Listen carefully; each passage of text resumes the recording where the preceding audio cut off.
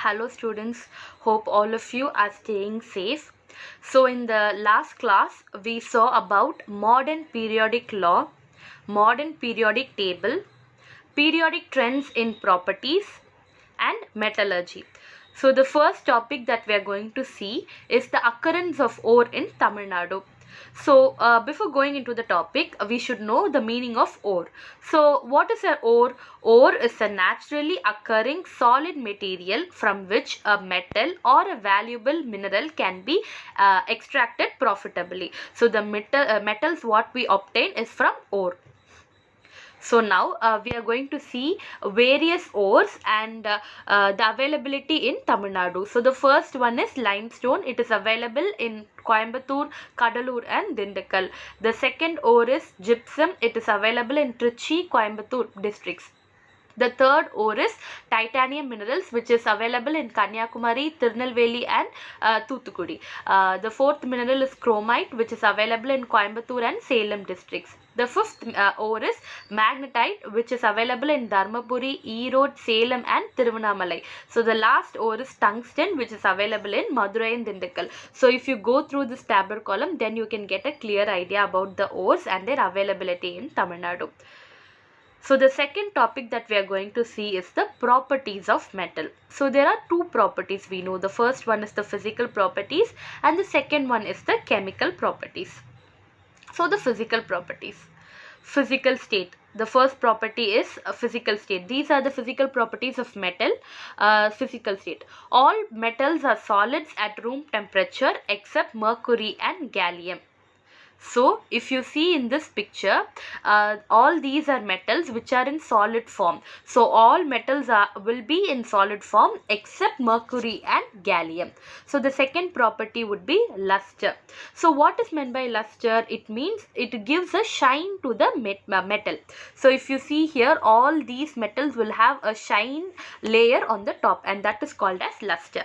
So metals possess high luster. So all the metals will have high luster property, which is also called as metallic luster, So the third property that we are going to see is the hardness. As we know, all the metals exist in solid state, so they will be hard also. So that is the property given here. Most of the metals are hard and strong except sodium and potassium. The sodium and the potassium can even be cut in a knife, so it is not at all hard. But the other metals other than sodium and potassium are hard. So the fourth property that we are going to see is the melting and the boiling point.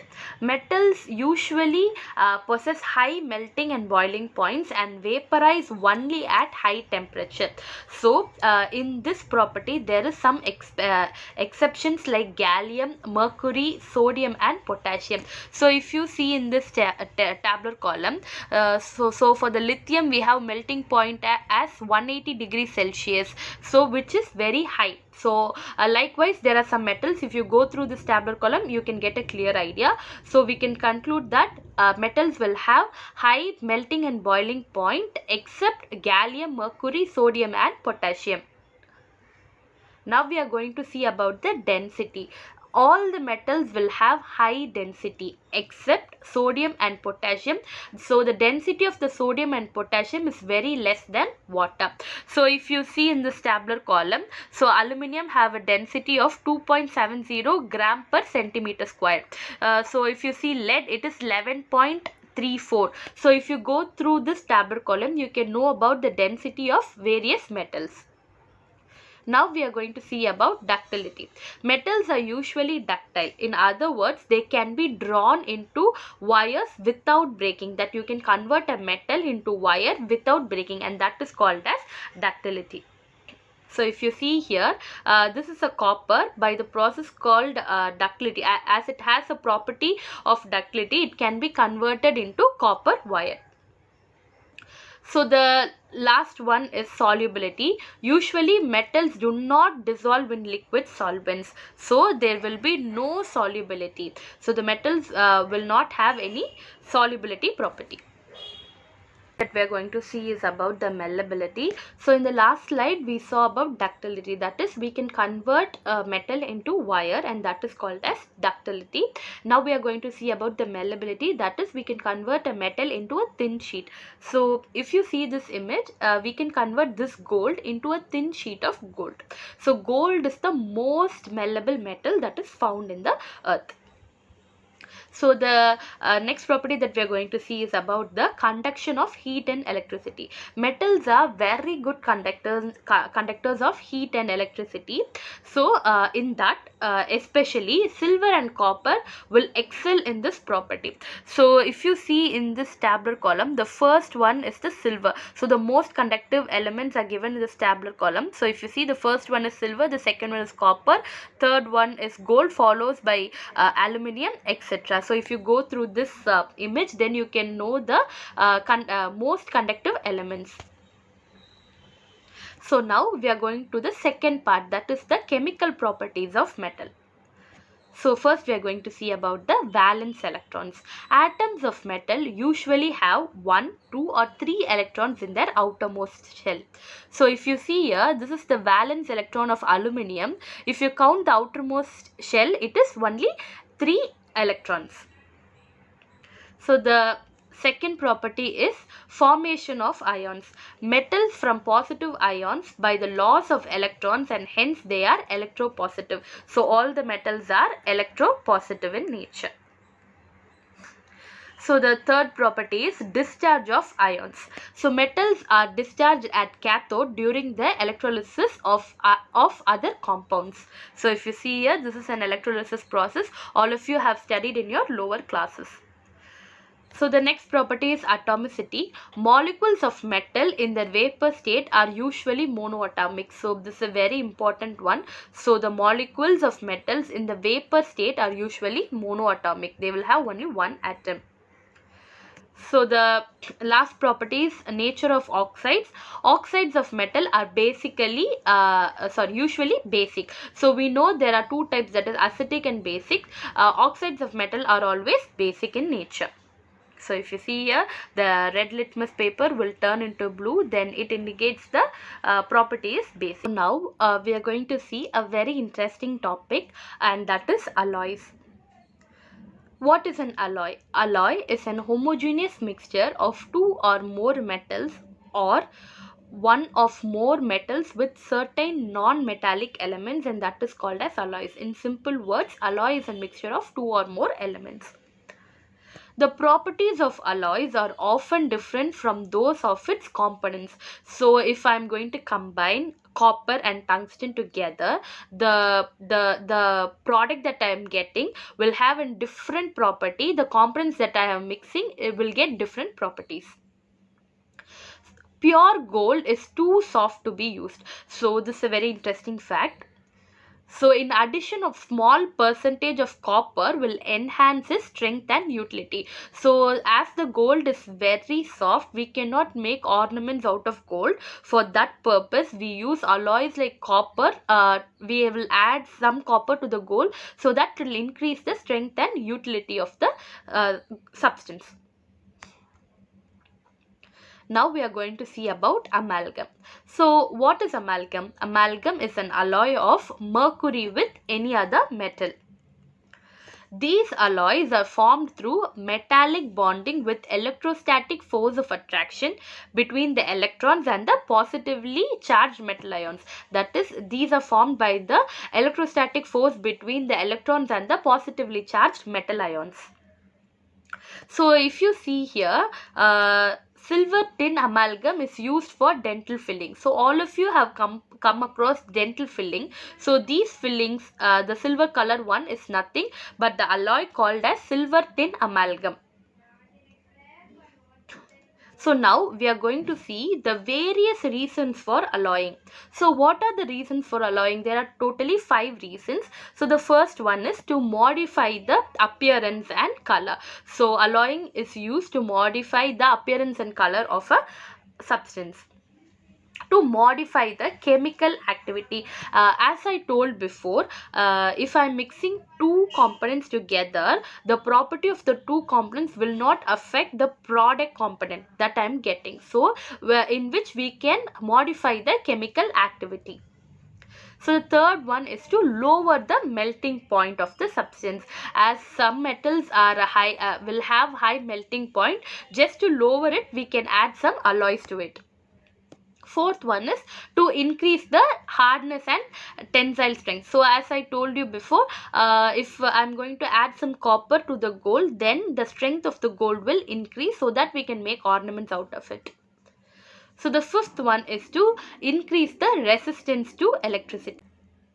So now we are going to see about the methods of making alloy. So there are two methods. The first one is by fusing the metals together. For example, if I need a brass, then I will fuse the metals like zinc and copper together. So if you see here, this is the image of a brass. So the second method is by compressing finely divided metals. For example, if I need a wood metal, this is an wood metal, then I have to compress the alloys like lead and tin, that is the bismuth and cadmium powder are fusible, so I have to compress both to get the wood metal. So these are the two types of making alloys. Now we are going to see alloys as solid solutions. So alloys can be considered as solid solutions in which the metal with high concentration is a solvent and the other metal is solute. So we know alloy is a mixture of two metals. So the metal with the higher concentration is considered to be a solvent, and the metal with the lower concentration is considered to be a solute, and this is called as a solid solution. So we call alloy as a solid solution.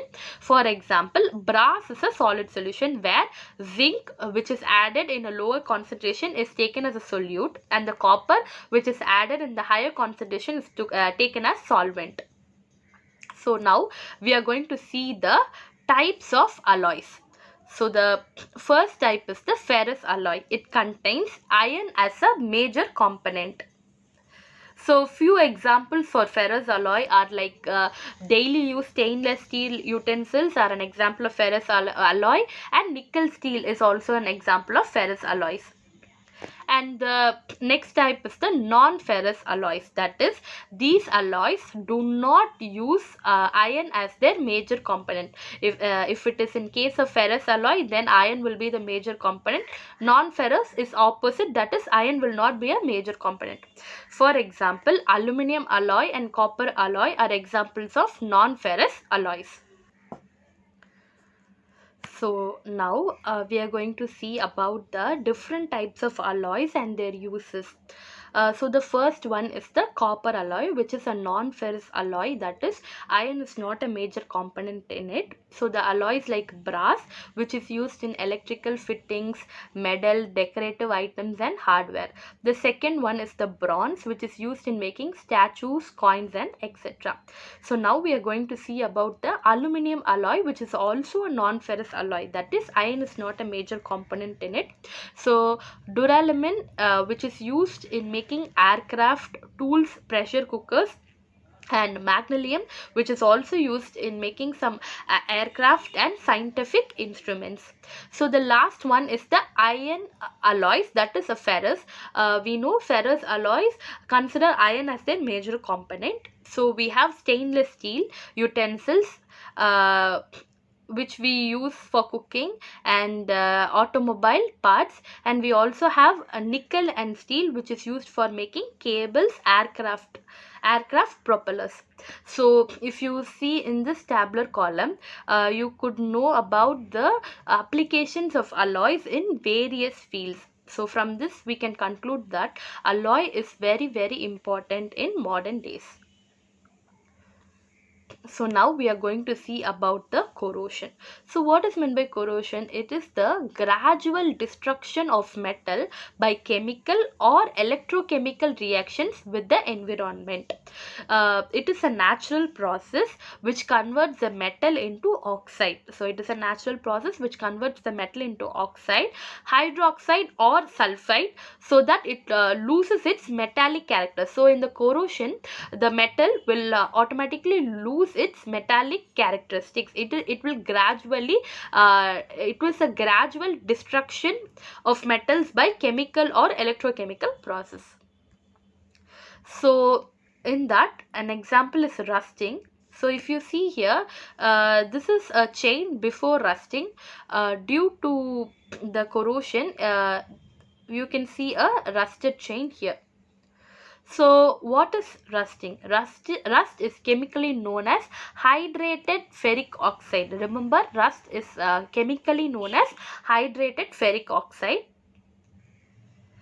So rusting results in the formation of scaling a reddish brown hydrated ferric oxide on the surface of iron and iron containing materials. So usually rusting takes place in iron, as we know. If you see here, this is a reddish brown layer, which is nothing but the ferric oxide. So these ferric oxide will form a layer on iron and iron containing materials. So now we are going to see about the types of corrosion. So there are two types. The first one is the dry corrosion and the second one is the wet corrosion. Hope all of you have understood the topics that I have taught you today.